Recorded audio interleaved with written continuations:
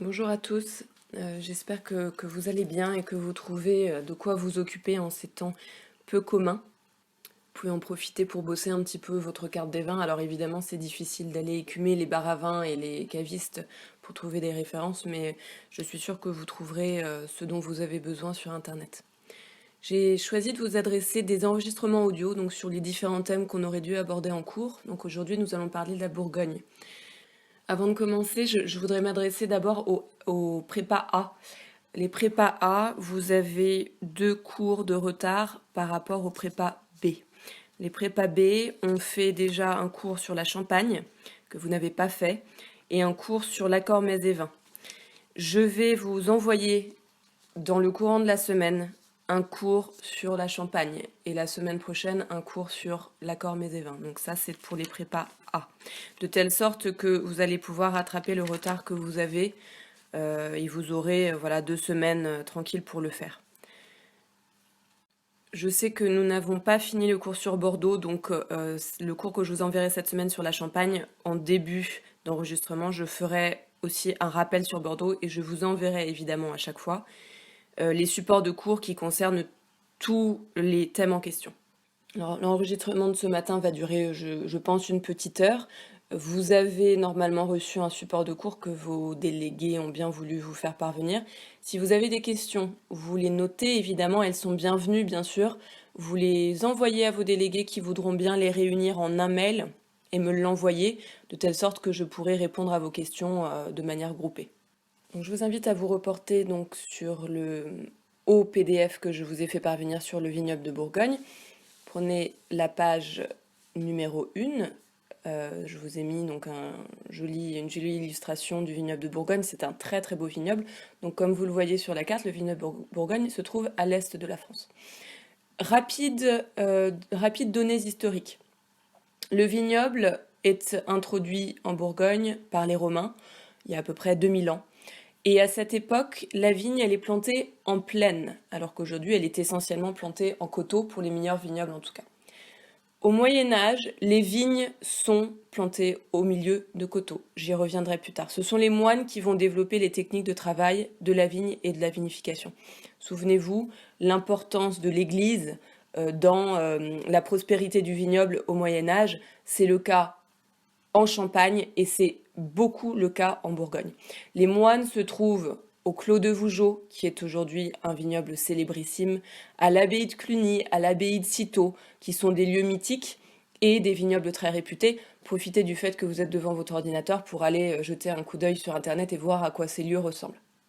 Au XIVe siècle, c'est le temps des ducs de Bourgogne. Un en particulier va faire une différence assez importante pour l'histoire du vignoble, c'est Philippe le Hardy, puisque Philippe le Hardy va chasser le cépage Gamay. Alors, le Gamay, ça s'écrit G-A-M-A-Y.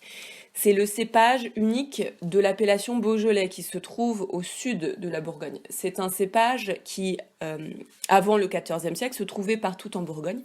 Et le duc du Hardy décide que ce plan n'est pas digne de confiance, que c'est un plan vil et déloyal, je le cite, et le chasse de la Bourgogne, et par ce fait, il fait la part belle au pinot noir, qui aujourd'hui est le cépage noir essentiel en Bourgogne.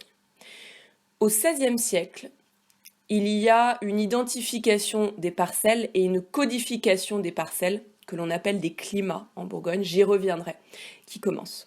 Après la Révolution française, donc en 1789, comme vous le savez sans doute, le clergé et la noblesse perdent leurs terres et de ce fait, les parcelles sont divisées. Ça, c'est très important de le garder en tête parce que la Bourgogne, c'est un vignoble qui est extrêmement morcelé. C'est un puzzle, la Bourgogne. C'est une région extrêmement complexe à cause de ça. C'est un petit peu le cauchemar de n'importe quel sommelier. Alors aujourd'hui, je vais vous en parler de manière, je vais vous donner des données assez simples, mais tout de même très importantes. Hein. Mais si il vous intéresse de creuser un petit peu plus, vous allez vite vous rendre compte que la Bourgogne, c'est d'une grande complexité. Au XIXe siècle, Napoléon Ier va changer le code civil. C'est-à-dire que auparavant, lors de l'héritage, les parts revenaient à l'aîné et lui décide que, sous son règne, l'héritage des terres allait se faire de part à part égale. Et ça va participer au fait que les terres viticoles vont être encore plus subdivisées, donc encore plus morcelées qu'elles ne l'étaient déjà. En 1936, c'est le moment des premières AOC, c'est la création des premières AOC par l'INAO, vous vous souvenez de l'INAO, l'Institut national des appellations d'origine. Les appellations et les climats, encore une fois je vous donnerai une définition de climat dans un instant, sont clairement identifiés. Le 4 juillet 2015, dernier fait historique d'importance, les climats de Bourgogne sont inscrits au patrimoine mondial de l'UNESCO. Donc un climat, je le répète et je le répéterai dans un instant de nouveau, c'est une parcelle de vigne en Bourgogne et ça n'est pas le climat océanique ou continental ou méditerranéen. Voilà, on passe à la diapositive numéro 2. Donc ça, c'est juste un repère géographique. Donc la Bourgogne se trouve dans la grande région donc, de Bourgogne-Franche-Comté sur 4 départements que vous voyez s'afficher, essentiellement sur l'Yonne, la Côte d'Or et en Saône-et-Loire. Une toute petite partie seulement se trouve en Nièvre. Et les villes essentielles, c'est celles que j'ai notées. La Bourgogne va du nord depuis Auxerre, donc où se trouve le vignoble de Chablis dont on va parler, jusqu'au sud à Mâcon. Et au sud de Mâcon c'est là que commence le vignoble du Beaujolais. Diapositive numéro 3. Pensez à la Bourgogne comme une grande province divisée en 5 régions essentielles. Chablis, la Côte de Nuits, la Côte de Beaune, la Côte chalonnaise et le Mâconnais. Donc on va parler de chacune de ces régions bien sûr. Diapositive numéro 4.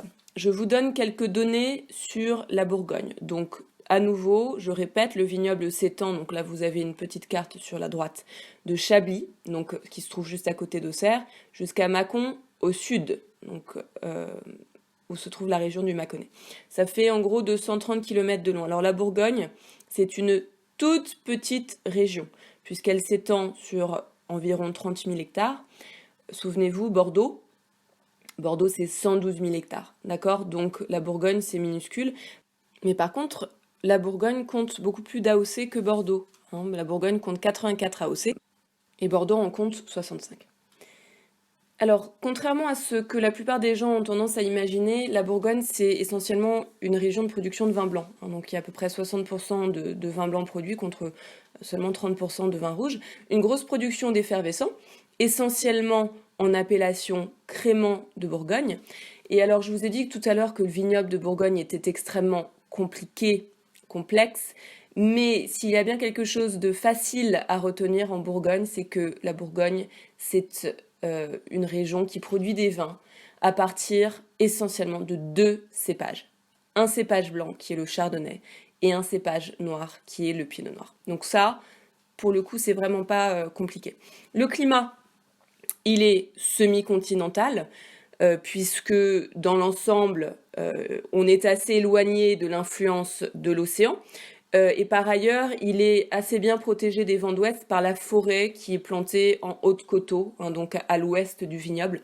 Les meilleurs vignobles en Bourgogne font face à l'est, pour se protéger justement du vent de l'ouest. C'est le cas de manière générale dans les vignobles d'Europe, dans les vignobles d'Europe de l'Ouest. Généralement, les vignobles font face à l'est pour se protéger des vents frais de l'ouest.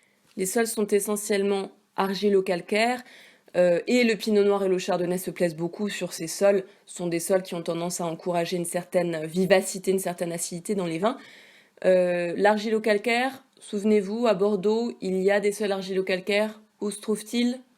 Rive droite. D'accord, rive droite Saint-Émilion, Pomerol, qui favorise donc des vins à base de merlot. Alors, en dehors des 2 cépages essentiels, le chardonnay et le pinot noir, il y a un petit peu du cépage César, c'est un cépage noir, le César, enfin, rouge si vous préférez. La ligotée, dont on parlera plus tard, la ligotée c'est un cépage blanc, et le gamay, qui est un cépage noir et que j'ai déjà mentionné un peu plus tôt.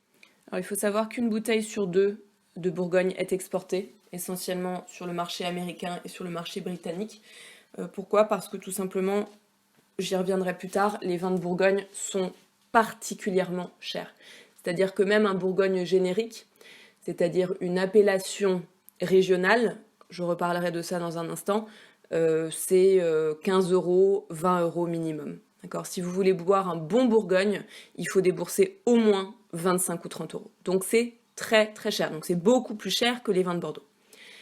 La Bourgogne est une très grande région de négoce. Ça, c'est très important. À peu près 60% des vins produits en Bourgogne sont produits par le négoce. Alors, attention, ça n'est pas le négoce que l'on connaît à Bordeaux. C'est-à-dire qu'on ne parle pas là de négociants-distributeurs, hein, comme ceux que l'on a à Bordeaux. On prend Castel comme exemple, ou les Sichel, la famille Sichel.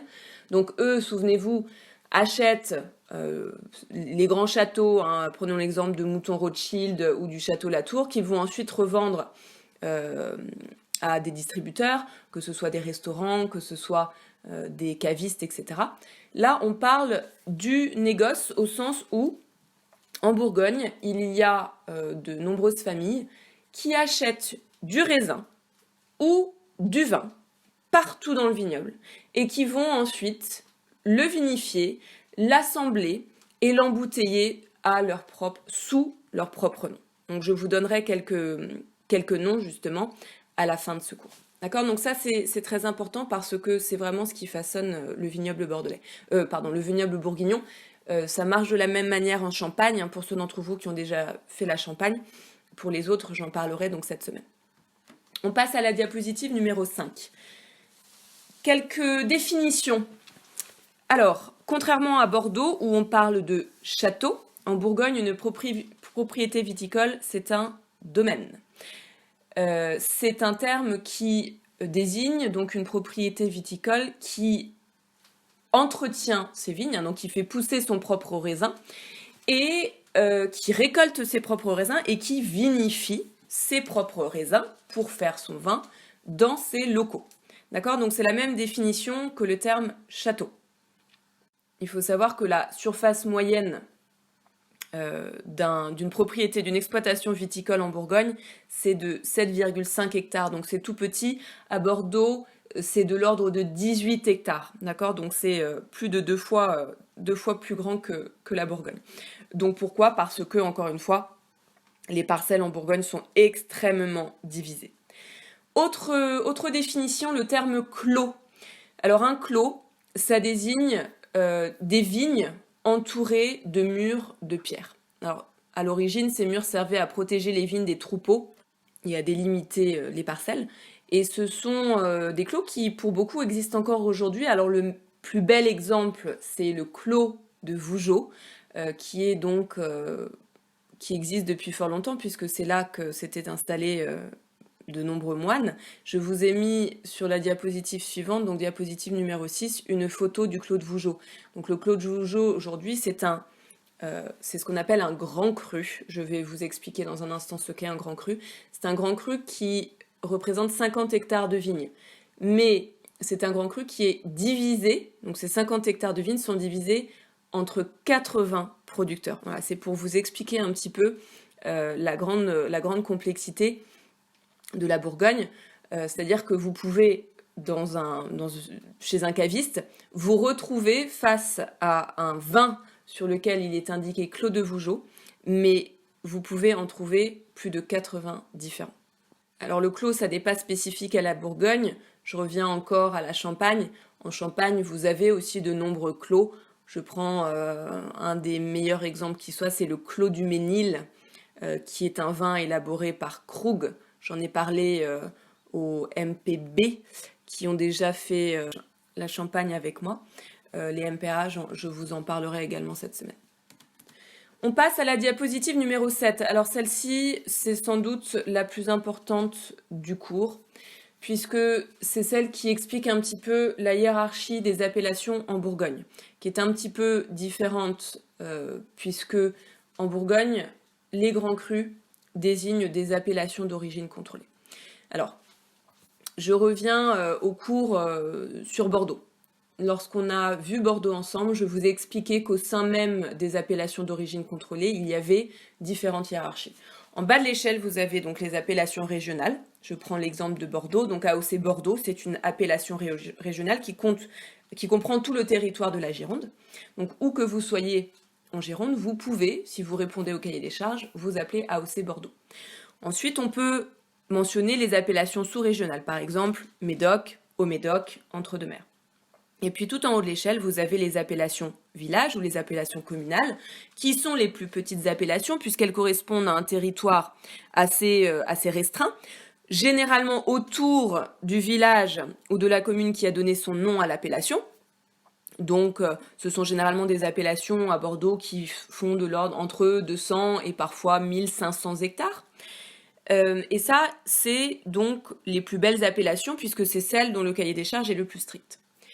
À Bordeaux, un grand cru désigne généralement un château et fait souvent référence donc à un classement, par exemple le classement de 1855, par exemple le classement de Saint-Émilion de 1955. Donc un grand cru, c'est un château qui a été reconnu comme étant d'une telle qualité qu'il méritait que ce soit distingué. En Bourgogne, un grand cru, ça fait partie de l'appellation d'origine contrôlée. Donc on regarde cette pyramide de la diapositive numéro 7, vous voyez qu'en bas, il y a les appellations régionales de la Bourgogne. Donc ça représente à peu près 50% de la production totale de la région, donc c'est énorme. Donc les appellations régionales, vous avez par exemple Bourgogne générique rouge, Bourgogne générique blanc, le crément de Bourgogne. Donc ces deux appellations, où que vous soyez en Bourgogne, vous pouvez y avoir droit si vous répondez au cahier des charges. Ensuite, vous avez les appellations qui font partie des appellations régionales, mais qui sont plutôt des appellations sous-régionales de plus petites zones. Haute-Côte-de-Beaune, Haute-Côte-de-Nuit, vous allez pouvoir les apercevoir dans un instant sur une autre carte. Donc ça, ce sont les appellations régionales, dont le cahier des charges est strict, mais beaucoup moins qu'il ne l'est pour les appellations qui se trouvent en haut de la pyramide. Donc, on passe au-dessus. Appellation village ou appellation communale, ça représente à peu près 48% de la production. Vous avez en Bourgogne 44 villages qui peuvent apposer leur nom sur l'étiquette, d'accord ? Donc en tant qu'appellation communale.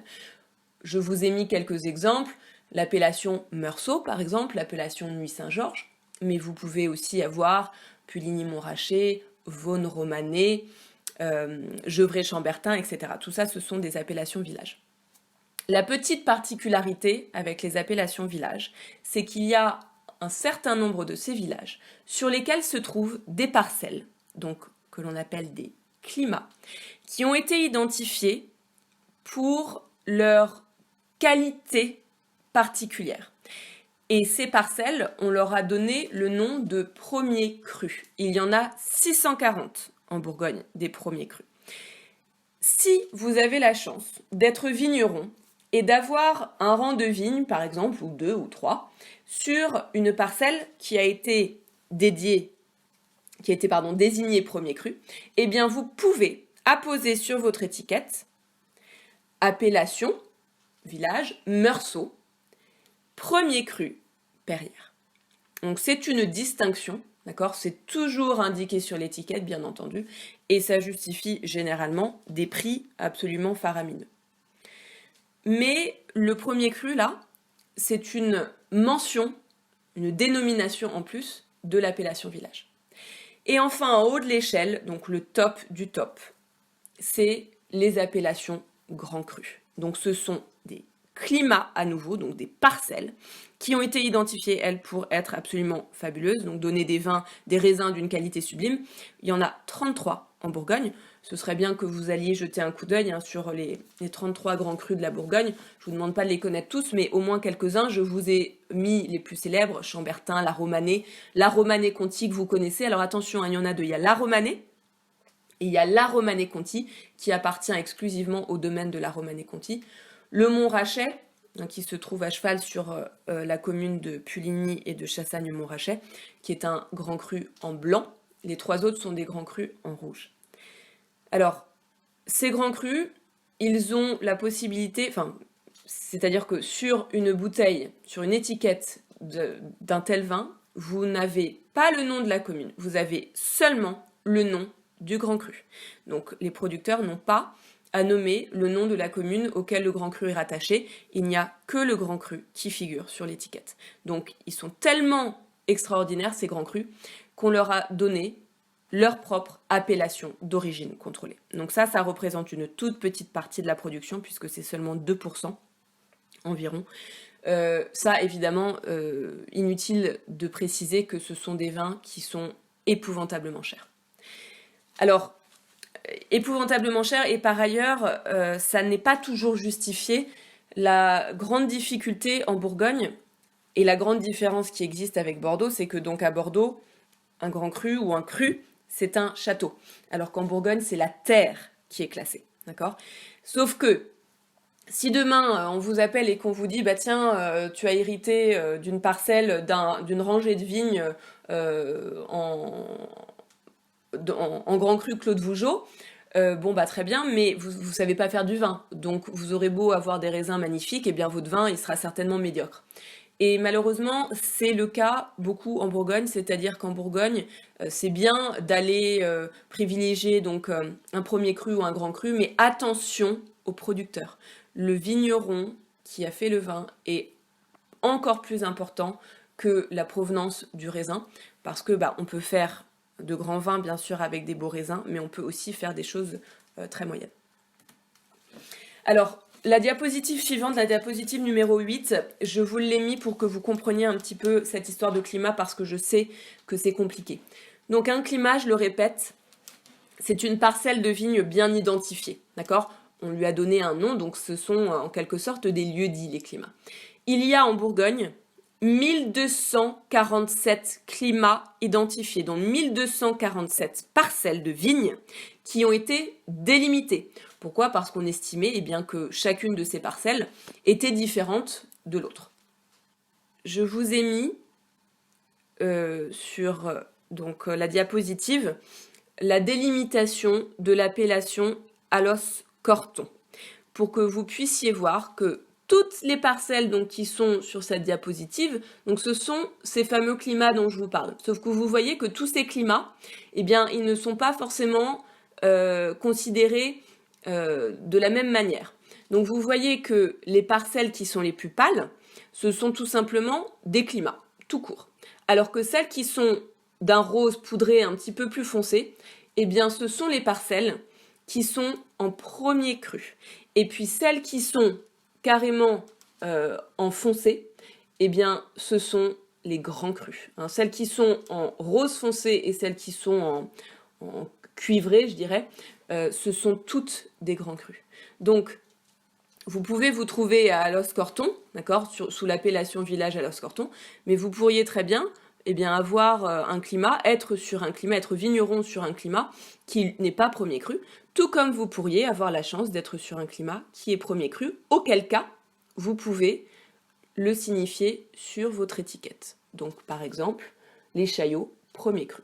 D'accord ? Donc souvenez-vous, en Bourgogne, il y a 640 premiers crus, parmi les 1247 climats identifiés. Et alors, si vous avez la chance d'être vigneron et d'avoir quelques vignes sur la parcelle, sur le climat, les Perrières, en Alos Corton, vous avez la possibilité de mettre Corton sur votre étiquette, auquel cas vous êtes un grand cru. Et puis, si vous avez la chance d'être sur le Charlemagne, la grande parcelle du Charlemagne qui se trouve au nord de l'appellation, vous pouvez... Alors, c'est une parcelle, il se trouve que c'est une parcelle qui est à la fois en blanc et en rouge, vous pouvez être en Corton ou en Corton Charlemagne. Je vous ai mis quelques vins, donc diapositive numéro 9, pour illustrer un petit peu ce que je viens d'expliquer. Donc vous voyez que le premier vin, c'est un Bourgogne Haute Côte de Nuit, donc ça correspond à une appellation régionale. À côté se trouve une appellation village, donc Nuit Saint-Georges, c'est un village qui se trouve dans la Côte de Nuit, au nord de la Bourgogne. Et à côté, vous avez une appellation village avec mention premier cru. Donc premier cru, les Vaucrins, qui est d'ailleurs un premier cru très célèbre. Et puis enfin, à droite, vous avez le grand cru, donc le Corton Charlemagne. Et donc là, seul le nom du grand cru apparaît sur l'étiquette. Diapositive suivante, alors autre chose importante, en Bourgogne, les plus grandes parcelles, qui sont donc généralement des grands crus, se trouvent toujours en milieu de coteaux. Donc là, je vous en ai mis une illustration. Donc en plaine, là, vous avez le village. Donc les appellations, généralement les appellations régionales, éventuellement les appellations communales, éventuellement les premiers crus. Et au-dessus des grands crus se trouvent également, à nouveau, donc souvent les AOC communales et les premiers crus. Alors pourquoi est-ce que les grands crus se trouvent en milieu de coteaux? Tout simplement parce que en dessous, il fait plus frais. C'est plus sujet au gel. Alors la Bourgogne est extrêmement sujette au gel, puisque c'est un climat semi-continental, donc l'hiver et au début du printemps, il fait particulièrement frais. La Bourgogne est aussi énormément sujette à la grêle et de plus en plus ces dernières années, et ça devrait malheureusement sans doute s'accroître. Donc je disais, en plaine, il fait plus frais, c'est plus sujet au gel. Les sols sont moins drainants, alors qu'ils le sont beaucoup plus en milieu de coteau. Et au-dessus du milieu de coteau, eh bien, la température, à nouveau, chute. Donc, le milieu de coteau, c'est toujours le mieux exposé, le plus chaud et le plus drainant. Donc, ce sont toujours les endroits qui sont réservés aux grands crus. Alors, diapositive suivante, donc numéro 11, à présent on va parler un petit peu des sous-régions. Donc on va commencer par la région qui se trouve tout à fait au nord, la région de Chablis. Alors c'est une région qui est un peu, carrément éloignée même du reste de la Bourgogne, puisque entre Chablis et Beaune il y a à peu près 100 km. Donc en fait la région de Chablis, elle est plus proche, d'un point de vue géographique en tout cas, de la Champagne, ou du début de la vallée de la Loire, enfin des vignobles de la vallée de la Loire, que du reste de la Bourgogne. Alors Chablis se distingue également de plusieurs manières, mais essentiellement de par son style, qui est extrêmement pur. Donc Chablis, c'est une appellation qui est exclusivement réservée au cépage chardonnay. D'accord? C'est 100% chardonnay, Chablis. Et ce sont souvent des vins qui sont dans un style extrêmement vif. L'acidité, elle est très très vive. Pourquoi? Parce qu'on est dans une zone très septentrionale. On n'est pas très loin de la Champagne, donc on est presque vraiment à la limite septentrionale de la culture de la vigne en France. Et d'ailleurs, pendant très longtemps, Chablis a complètement décliné parce que c'est une zone extrêmement sujette au gel, encore plus que les autres régions de la Bourgogne. Et c'est seulement dans les années 1990, quand on a réussi à trouver des techniques vraiment poussées pour lutter efficacement contre le gel, que Chablis a pu refaire surface. Alors à Chablis, vous avez 3 types d'appellations. Vous avez l'AOC Chablis, qui représente donc l'appellation communale, qui offre souvent de très beaux exemples. Et puis vous avez une appellation que vous avez peut-être déjà rencontrée, qui est l'appellation Petit Chablis, qui se trouve sur la même zone, mais sur des parcelles de vignes qu'on considère généralement comme un petit peu moins qualitatives que celles que l'on réserve au Chablis, et évidemment celles que l'on réserve à l'appellation Grand Cru. Chablis, je ne vous l'ai pas indiqué, mais ça représente 5000 hectares de vignes. Donc c'est une appellation d'une taille plutôt moyenne. Donc un cépage unique, le chardonnay. Alors, quelque chose qu'il faut retenir au sujet du style des chardonnays en Bourgogne. Souvent, en Bourgogne, le chardonnay fait sa fermentation malolactique. Donc petit rappel, la transformation de l'acide malique, qui est un des acides essentiels du raisin, qui est aussi l'acide de la pomme verte, donc c'est un acide qui est très acerbe, qui est très acide, qui fait grimacer, en acide lactique, qui est l'acide des produits laitiers, des yaourts, de la crème. Et ça, c'est une fermentation qui est réalisée non pas par les levures, mais par les bactéries lactiques. Ça entraîne une légère baisse de l'acidité, et surtout, ça peut entraîner essentiellement sur les blancs, parce que ça se voit beaucoup plus sur les blancs, des arômes très lactés et très crémeux dans les vins. Le chardonnay en Bourgogne fait presque toujours sa fermentation malolactique. Il y a autre chose que le chardonnay fait beaucoup en Bourgogne, et c'est une technique très bourguignonne d'ailleurs, c'est l'élevage sur lies. L-I-E-S. Alors vous vous souvenez, les lies, c'est ce dépôt de levure morte qui va précipiter au fond de la cuve, au fond de la bouteille, au fond de la barrique, après la fermentation, une fois que les levures ont bien travaillé. Ces lits vont apporter un côté très crémeux et des arômes très particuliers, la brioche, le pain grillé, la croûte de fromage frais. Tous les chardonnays en Bourgogne font un élevage sur lit. Et alors l'élevage sur lit, c'est quelque chose qui est en train de se démocratiser dans le monde du vin. Presque tous les vins blancs du monde maintenant font un élevage sur lit. C'est hyper intéressant parce que ça apporte une complexité, mais une complexité qui est vraiment très élégante au vin, parce que c'est pas trop marqué. Par ailleurs, les chardonnays de Bourgogne font aussi autre chose que la vaste majorité des vins blancs dans le monde ne font pas, c'est qu'on les passe très souvent en barrique. Et notamment dans des barriques neuves. Parfois un gros pourcentage de barriques neuves, parfois 50% de barriques neuves. Donc ça marque énormément un vin blanc, bien sûr, beaucoup plus qu'un vin rouge. Chablis est différent dans le sens où il est très rare que les blancs de Chablis fassent un élevage dans des fûts neufs. En revanche, ils font presque toujours un élevage, mais dans des vieux fûts qui ne vont pas apporter ces arômes très très présents. Donc Chablis est toujours dans un style extrêmement pur, hein, c'est une région qui est très traditionnelle et du coup qui refuse de céder donc à cette mode du bois neuf. Et donc c'est toujours des vins qui sont hyper vifs, qui sont très floraux, minéraux, un petit peu, on pourrait parler de minéralité là, essentiellement en bouche, bien sûr, il y a parfois même une espèce de salinité, très portée sur les agrumes, et qui ont souvent un potentiel de garde fabuleux. Et en vieillissant, c'est des vins qui vont développer des arômes de noisettes grillées, de miel. Les vieux Chablis, c'est divin. Donc, souvenez-vous de cette différence qui existe donc, entre les blancs de Chablis et les blancs du reste de la Bourgogne, qui sont souvent beaucoup plus bodybuildés, beaucoup plus boisés, beaucoup plus crémeux, beaucoup plus puissants. Diapositive suivante, numéro 12. Donc là, on va donc beaucoup plus au sud, vers la Côte de Nuits. Donc la Côte de Nuits, c'est une région c'est la région qui regroupe en fait les plus grands vins rouges de la Bourgogne. Je vous ai mis une carte à droite de toutes les appellations communales de la Côte de Nuits, donc du nord au sud, Marsanais, Fissin, Gevrey-Chambertin, Moret-Saint-Denis, Chambol-Musigny, Vougeot, Vaune-Romanée et Nuits-Saint-Georges. Alors si vous voulez les retenir, je ne vous demande pas de le faire, mais bon, si ça vous amuse, il y a un moyen mnémotechnique un petit peu rigolo pour s'en souvenir. Vous pensez à la phrase « Monsieur, faites gaffe, mon chat vous voit noir ».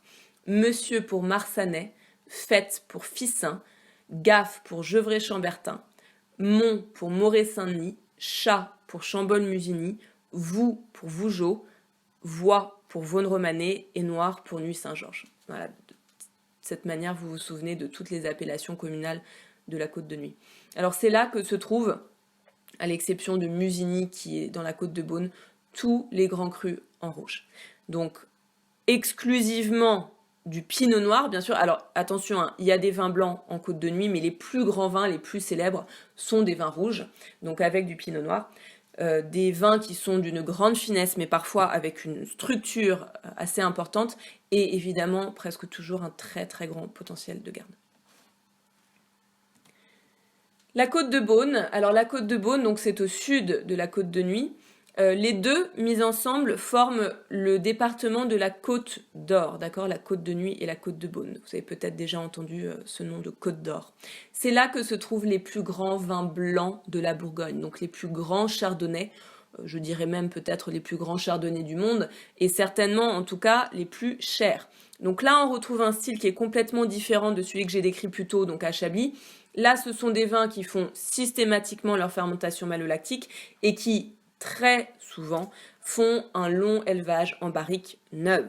Alors pas forcément toujours 100% neuve, mais au moins 30% de bois neuf. Je vous ai mis deux exemples de ça au tableau. Donc Meursault. Meursault, c'est la forme la plus gourmande et la plus puissante du chardonnay de Bourgogne. D'accord, c'est toujours des vins qui sont très gras, qui sont souvent très boisés, qui demandent quelques années justement pour étouffer un petit peu ce boisé qui peut être parfois très présent.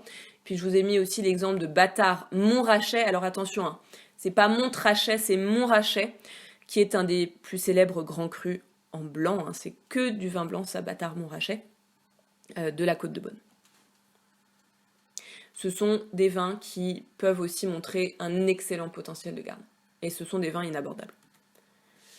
On poursuit notre voyage en Bourgogne, on va dans la côte chalonnaise un petit peu plus au sud. Alors là, il n'y a plus de grands crus. Une fois qu'on a quitté Chablis, la côte de Nuits, la côte de Beaune, il n'y a plus de grands crus. Et là, on laisse la place à des appellations qui font de bons vins, des vins blancs essentiellement, mais aussi un petit peu de vin rouge. Par exemple, la Mercuret, ça offre un bon rapport qualité-prix. Dans l'ensemble, la côte chalonnaise et le Mâconnais, ce sont des régions qui offrent des vins qui sont relativement faciles à boire, fruités et d'un bon rapport qualité-prix. Alors, il y a aussi une appellation un peu particulière dans la côte chalonnaise, c'est l'appellation Bouzeron, puisque l'appellation Bouzeron se consacre entièrement à un cépage qui est le cépage aligoté. Donc c'est un cépage blanc, l'aligoté. Ce sont des vins qui sont assez simples. C'est souvent le vin qu'on utilise d'ailleurs pour faire du kir. Donc un vin fruité qui évoque un petit peu la pomme verte, qui offre rarement une belle complexité, à part exception. D'ailleurs, l'exemple que j'ai mis au tableau, c'est un vin qui est élaboré par la famille de Vilaine. Et les de Vilaine, ce sont les propriétaires de la Romanée Conti. Donc ça, c'est pas mal, par exemple. On termine avec la région du Mâconnais. Donc le Mâconnais, c'est cette région qui se trouve tout à fait au sud de la Bourgogne et qui marque donc la fin du vignoble de Bourgogne et le début du vignoble du Beaujolais. Beaucoup de vins blancs, encore une fois, bon rapport qualité-prix, des vins fruités. Bon. Pas très boisés, pourquoi? Parce que c'est très cher le bois et que les vignobles de la côte chalonnaise et du Mâconnais n'ont pas la réputation des vignobles de la côte de Beaune et de la côte de Nuits. Donc les vignerons ne peuvent pas toujours s'offrir des barriques neuves. Mais vous avez quelques exceptions, et alors il y a une exception en particulier, c'est évidemment l'appellation Puy-Fuissé, qui est un petit peu l'appellation emblématique du Mâconnais, qui est une appellation, alors là on est beaucoup plus au sud, donc déjà le climat commence à se réchauffer un petit peu, donc ce sont des vins qui sont d'une grande puissance, dont l'acidité est moins vive qu'elle ne l'est au nord, à Chablis par exemple, et qui souvent sont très boisés également. C'est un petit peu le vin du Nouveau Monde en Bourgogne, le Puy-Fuissé, c'est-à-dire qu'il est vraiment, il est très puissant, il est boisé, il est gourmand, il est beurré, donc ce côté beurré dont vous avez peut-être entendu parler, il est lié à la fermentation malolactique. Puy-Fuissé, c'est très cher par contre, contrairement aux autres vins du Mâconnais. Il y a des rouges également, il y a quelques rouges à base de pinot noir, mais il y a beaucoup de rouges à base de gamay. Pourquoi? Parce que, tout simplement, le Beaujolais est de l'autre côté de la frontière. Donc à cet endroit-là, il continue de persister quelques vignes de gamay. Ni premier cru, ni grand cru dans le Mâconnais. Cela dit, je sais que c'est en discussion, notamment pour l'appellation Puy-Fuissé. Alors, je vous ai mis une diapositive qui montre des négociants, les négociants les plus importants de la Bourgogne. Donc le premier que j'ai affiché, c'est Louis Jadot, qui est facilement reconnaissable, puisqu'il y a toujours cette étiquette assez particulière. À côté, c'est Joseph Drouin. Alors Joseph Drouin, c'est un grand négociant. Et c'est également lui qui a qui a participé au développement du vignoble de l'Oregon. L'Oregon aux États-Unis, au nord de la Californie, qui est en train de devenir la deuxième Bourgogne. Et il a un vignoble en Oregon depuis quelques années déjà. À côté, c'est le domaine Févelet.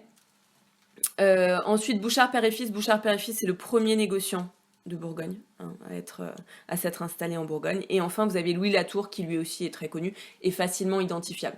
Alors, tous ces négociants, ils achètent du raisin ou du vin du nord au sud de la Bourgogne. Donc, tous ces négociants, ils ont des gammes de presque toutes les appellations villages ou de toutes les régions, toutes les sous-régions de la Bourgogne. Quand ils font du vin de négoce, ils ne peuvent pas s'appeler domaine, d'accord? Donc, par exemple, les deux premiers vins de Louis Jadot et de Joseph Drouin, vous voyez que seul le nom du négociant est indiqué. Par contre, vous remarquerez qu'au milieu, Févelet est un gros négociant. Et là, vous pouvez voir que sur l'étiquette, il est indiqué domaine Févelet. Eh bien, il se trouve que Févelet possède également des vignes qu'il vinifie sur leur propriété, et là, bien sûr, ils peuvent s'appeler domaine Févelet. Mais ce négociant a par ailleurs, achète par ailleurs du raisin et du vin, et auquel cas, ils ne peuvent pas apposer cette mention sur leur étiquette. Donc je vous rappelle que 60% de la production de la Bourgogne passe par le négoce. On avance vers la diapositive 17. Bon, là je vous ai mis quelques exemples de vins célébrissimes de par leur prix, donc la Romanée Conti, hein, dont je vous ai déjà parlé, qui en sortie de domaine se vend à peu près 10 000 € la bouteille, donc ce qui en fait le vin le plus cher du monde. Et juste à côté, vous avez le Clos de Tare. Alors le Clos de Tare, c'est un domaine, c'est une propriété viticole d'à peu près 7 hectares et demi. C'est un grand cru qui se trouve sur la commune de Moret-Saint-Denis. Et c'est un domaine qui a été racheté en 2017 par Artémis. Artémis, c'est la société de François Pinault. Et c'est un domaine qui a été acheté pour 280 millions d'euros. Donc 280 millions d'euros pour 7,5 hectares. Je vous laisse faire le calcul de ce que représente du coup un hectare de vigne du Clos de Tare. Ces deux vins, la Romanée Conti et le Clos de Tare, sont ce qu'on appelle des monopoles. D'ailleurs, vous pouvez voir que c'est apposé sur l'étiquette. Alors, qu'est-ce que ça veut dire, un monopole? Eh bien, ça veut dire tout simplement que c'est une appellation, donc en l'occurrence un grand cru, donc le Clos de Tare ou la Romanée Conti, qui sont des appellations d'origine contrôlée à elles toutes seules, n'appartiennent qu'à un seul propriétaire, en l'occurrence le Clos de Tare, donc à François Pinault, et la Romanée Conti au domaine de la Romanée Conti, à la famille de Vilaine. On peut citer un autre exemple, c'est le Château Grillet. Le Château Grillet, c'est une appellation d'origine contrôlée qui se trouve dans le Rhône septentrional, dans la vallée du Rhône septentrional, juste au sud des Côtes-Rôties, au sud de Lyon, et qui est une appellation toute petite, qui appartient également d'ailleurs à François Pinault. Je crois qu'il l'a racheté en 2011, le Château Grillet, donc c'est une appellation qui est en monopole, puisqu'elle n'appartient qu'à un seul propriétaire, en l'occurrence François Pinault. C'est une appellation qui produit exclusivement du vin blanc à partir du cépage Viognier, qui est un grand cépage de la vallée du Rhône. Donc c'est ça que désigne un monopole. Et puis on termine avec la dernière diapositive, sur laquelle je vous ai mis quelques grands noms de la Bourgogne. Le domaine Le Fleuve, tout d'abord avec son ambassadrice qui est Anne-Claude Le Fleuve, qui a participé au développement du domaine, donc très très grand domaine de la Côte de Beaune.